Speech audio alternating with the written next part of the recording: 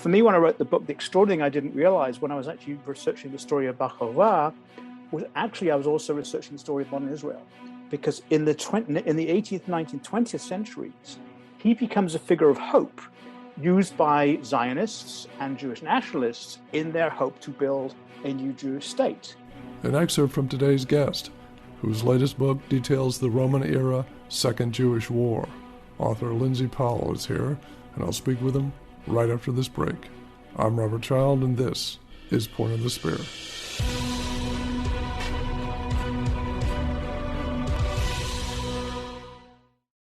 Welcome back. Today it's all about ancient Rome, and my guest writes for Ancient History and Ancient Warfare magazine. His articles have also appeared in Military Heritage and Strategy and Tactics. His appearances include BBC Radio, British Forces Broadcasting Service, History Channel, and History Hit. His latest book is Bar Kokhba, the Jew who defied Hadrian and challenged the might of Rome. And author Lindsay Powell joins us now. Lindsay, welcome to the show. It's a great honor. Thank you for having me on the show. Well, we're very happy to have you, sir. I know this has been coming for a long time. This is ancient history, obviously, so set the stage for our listeners. What was the Second Jewish War? It was the next one after the first one, which is well better known. So if I just simply say we're talking Roman Empire, we're talking the first going into the 2nd century BC, that the person that is the center of the activity is the Emperor Hadrian, who is famous for the wall in northern Britain, which actually this year is celebrating 1900 years since it was actually built. So it's very topical. I jested slightly when I was saying that it was the second because it followed the first, but the first one was important. The first one, which happened between 66 and 70, is the one that everybody's heard of because it ends in Masada.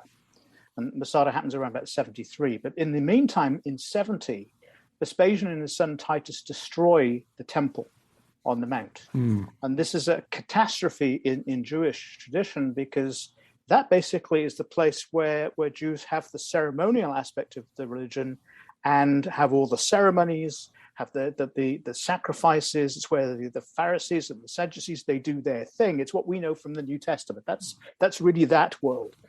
At the end of the first Jewish war, all of that changes because the temple culture has been obliterated. There is nothing there. It's a ruin.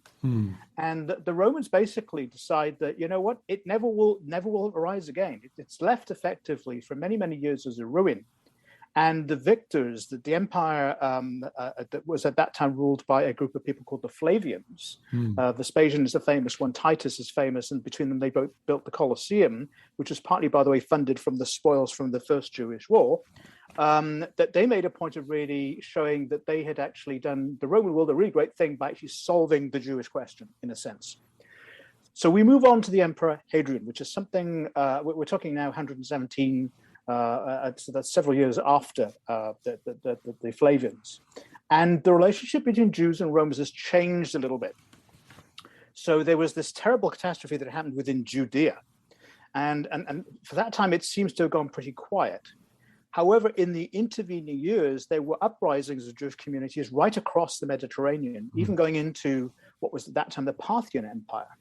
And actually, the Romans were actually in around the 106, 107 period, expanding under the Emperor Trajan. He's the famous man who built the Column in Rome. The Column actually celebrates the Dacian War. He won that war and decided to turn his attention eastwards towards trying to conquer the Parthians.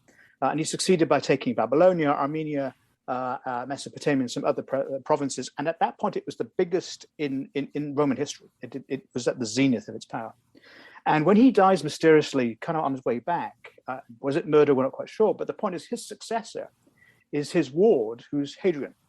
And in the run-up to that, there's this big blow-up of Jewish communities, which is often called the Kittos War. And it takes in places like Cyrene, Egypt. It takes in, for example, Cyprus, and even parts of North Africa. But it doesn't appear yet to actually include Judea.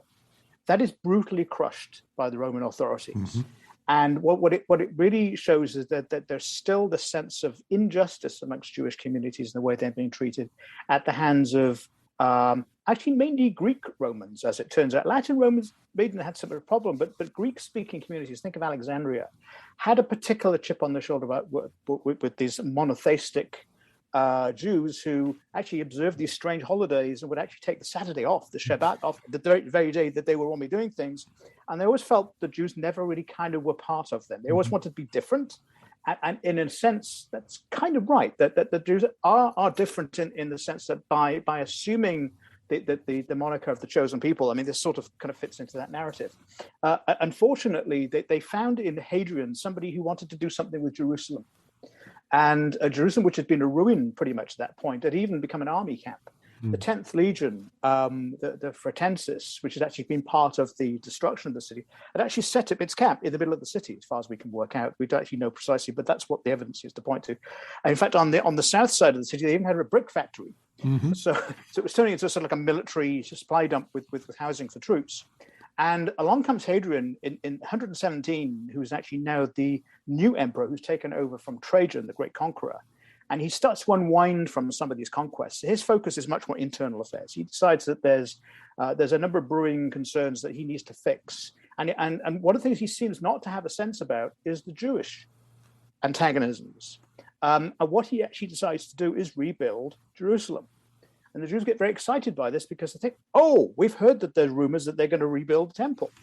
And it turns out that's not at all what's going to happen. He's actually going to build it as what's called a colonia, which is a very specific kind of Roman city, which is like a little replica of Rome with all its political structures. And it has a temple to the three Capitoline gods, but it's also populated by retired soldiers. So it's very Roman in character, not at all Jewish. And this creates an outrage because effectively what they're planning to do, from what we seem to actually be able to pick out from this, is not to rebuild the temple at all, but actually to put a temple of Jupiter actually on the mount.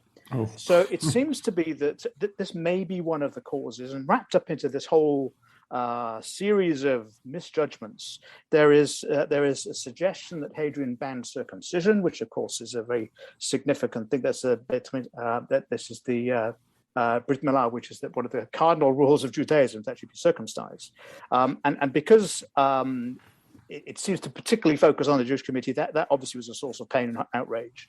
There was rules and regulations brought in, we're told, which banned study of Torah, so that you couldn't study the books of Moses. So if you were Jewish in the first years of Hadrian's reign, you might think you were being picked on. And there does seem to have been a number of things, but the conclusion I come to in the book, it's mainly the issue of Jerusalem. And in fact, what evidence we have from archaeology suggests that not only was it going to happen, but it was already happening. So when actually in AD 130, Hadrian actually visits on a grand state tour, because he's a believer in management by wandering around. So he literally does these grand tours. He takes his entourage of his Praetorian troops and family members and officials and adjutants. And everywhere he's going, he's building things. He's giving bags of money to people, say, go build yourself a library, go build yourself a theatre, a hippodrome, have one of me. And these are the big plans for Jerusalem. But unfortunately, it's done in such a way which is really quite offensive to the population of Judea. We have coins which were minted. The Jews actually took Roman coins, and in an act of defiance, they literally overstruck them. So the head of the Caesar was hit with, for example, like palm leaves or sort of like a lyre, or sort of religious instruments and iconography, as a point to be able to say, we are turning this into a Jewish state ruled by rules of Torah. And they do this very consciously.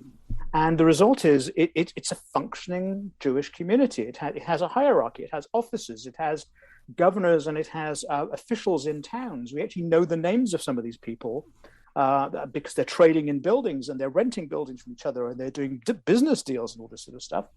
And very unlike many wars that we learn about the ancient world, which are usually written by the victory side, right, which gives you some kind of account of it, and often very, very devoid of details. You can't really reconstruct it. What's fascinating about this one is between the archaeology and the various sources, you can make a reasonably good attempt pulling this all together and actually understanding why it happened, how it ended, and more importantly, the consequences. And for me, when I wrote the book, the extraordinary thing I didn't realize when I was actually researching the story of Bar Kokhba was actually I was also researching the story of modern Israel. Because in the 18th, 19th, 20th centuries, he becomes a figure of hope used by Zionists and Jewish nationalists in their hope to build a new Jewish state. And in fact, there are Bar Kokhba army resistance units are set up There's Bar Kokhba sports vereine, so that there are associations that play athletics and soccer and all sorts of stuff to try and build up the sense of confidence in the Jewish community, which, if you remember, in Russia and Ukraine, interestingly enough, in Hungary and all over the Eastern European part of Europe, are suffering very badly through pogroms and this sort of thing. And they turn around and they say, we can be strong people too. We can be the muscular Jew. And in fact, that's part of a narrative.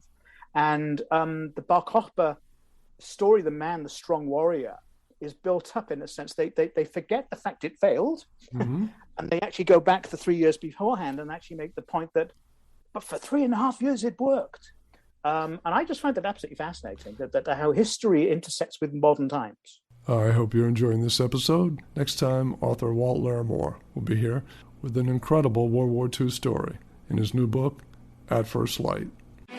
Yeah, my brothers and I growing up knew that he had been a soldier. We knew that he lost his leg in the war. And so, boy, he started pouring out these stories. And quite frankly, I don't know that my brothers and I believed him. But then when he passed away, we found his military chest with 450 letters, 3 history books, his awards, signed autographed pictures from everyone from General Eisenhower to Truscott to Young to McCarr, and then began to put together, I think you're right, what is truly an incredible story. That's next time. From what I read, Shimon had built up quite a reputation as almost superhuman based on his feats in battle. Could you talk about that? Well, and this is interesting because you see, this is where in the Jewish tradition there's a figure called the Gibor, and the Gibor is a strong man. So think Samson, okay, and other great Jewish leaders are almost supermen. I mean, they're more than human in terms of their abilities to crush and to defeat and this sort of thing, and it suits the mythological narrative. Is it true? I don't know. I mean, isn't it interesting? I mean, for example, that we look in terms of recent history, the Second World War, the First World War going into the 19th century, we tend to characterize it as strong men. So we think of Stalin and Mussolini and Hitler and Churchill and Roosevelt, and we think of them as strong men. Now, they're not strong in the sense of they go around beating everybody up like Asterix and Obelix. That's not no, but they're intellectually strong. They have power in a raw sense that they can corral, whereas in fact the Gibor is much more one that does really have the club and the sword and can do this sort of thing. So it fits into that narrative. So did he really deflect ballista balls with his foot? Probably not. But the point is, if you're going to wow a crowd around a campfire, it's much better to be able to tell those sorts of stories than say, he was an ordinary guy like you and me, but you know what? People liked him. That seems a bit a weak narrative, and I don't know that that's got necessarily the journey in it to travel for 2,500 years. Yeah, I see what you're saying. Shifting gears to an earlier book that you've written, Marcus Agrippa. He's sort of a legendary name in Roman history. Can you tell us a little bit about that book? He probably is my favorite character from history, in part because he's the man who was an enabler of other great things. He was the best friend, I think, bar none, of the man we now know as Caesar Augustus. He had known him as a childhood friend, probably in his early teens. And the trouble is, we don't actually know very much about his early life, but what we have from a couple of Roman writers is that it was a troubled childhood, which seems to suggest that there were either family troubles or maybe it was tied up with the fact that they were turbulent times. That the 60s BC were quite turbulent and violent, these are the days where Cicero tried to defend the Roman Republic and Caesar's rising and Crassus and Pompey and all these sorts of things.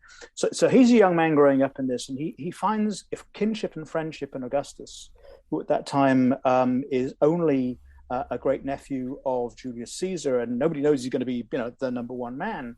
But when Julius Caesar dies, he has a small group of friends around him, one of whom is Marcus Agrippa.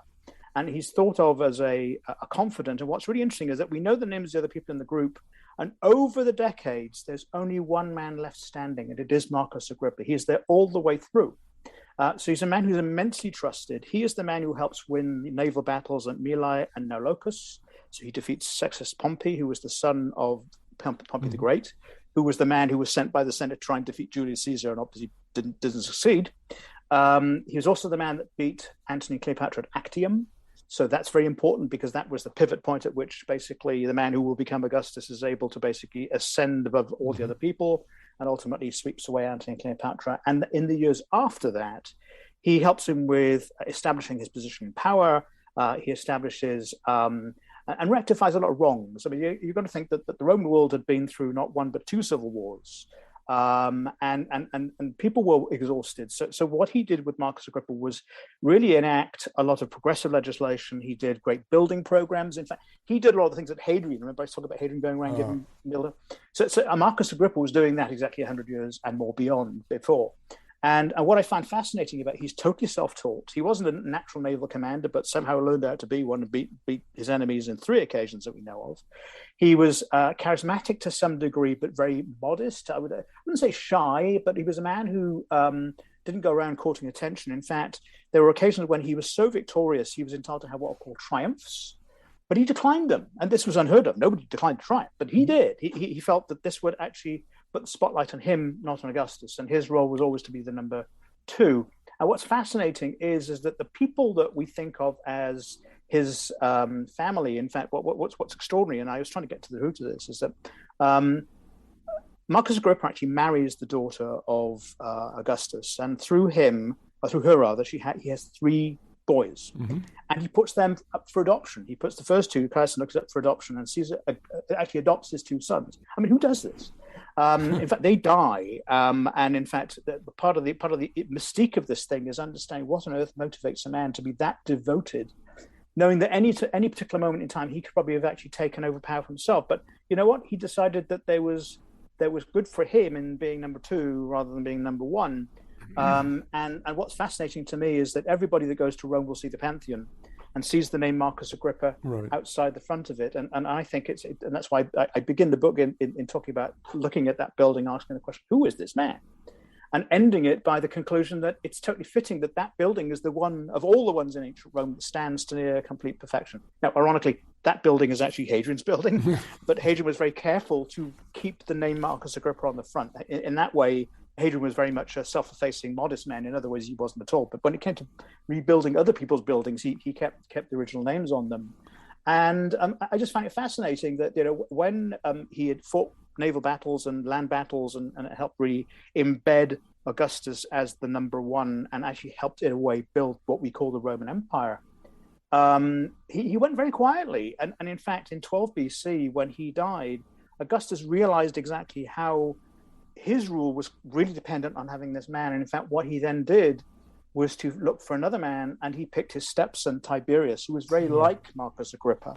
And he's the man I'm writing a book about right now, because he's the other great enigma. Another man that didn't really want power, but sort of had it thrust upon him and dealt with it. That's the point of the book, is different. How did he deal with it? But Marcus Agrippa is tremendously charismatic. In fact, he was quite pro-Jewish. One of his best friends was Herod the Great.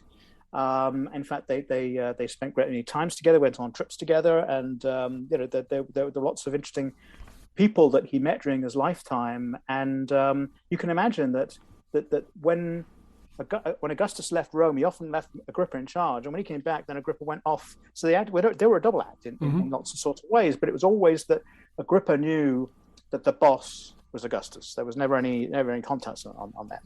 Amazing history. In Roman history, there's so much to learn. The current book, though, if you'd like to pick it up, is Bar Kokhba, the Jew who defied Hadrian and challenged the might of Rome.